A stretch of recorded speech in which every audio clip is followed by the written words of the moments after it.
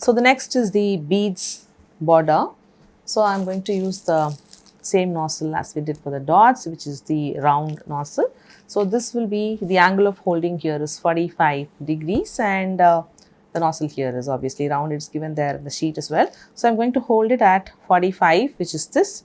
Okay, and I'm going to use the left hand to support this, and it is the same exact logic and the technique that we used for the plain shells piping, which is squish and get the head out, which will broaden up, and as you got the head to the exact thickness that you need, you can just move your hand to the right swiftly. So you have the tail forming, which will be your tapered end. Okay, so I'm squishing for the head and moving to the right, and then you have this, which will be a broader end on one side and then a tapered tail on the other. So the technique and the trick is just there. You squish as much, staying in one place, giving an exact amount of gap between the tail and the nozzle that you're going to pipe now.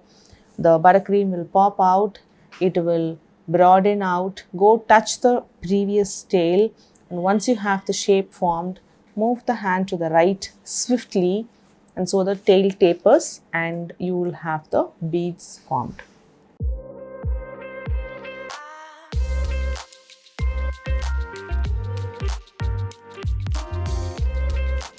So start at a distance, and this head goes and touches the tail, and once it touches, just move to the right.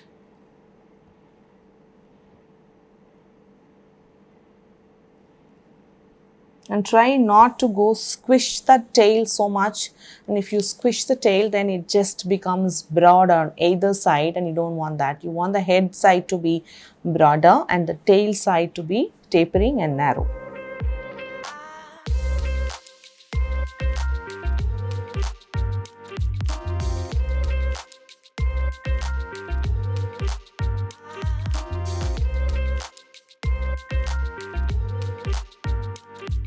So one more row, I'm just going to go, going to follow the pattern, the amount of pressure I'm going to release for each of the bead, keeping that interval uniform. So all my beads will be of the same size.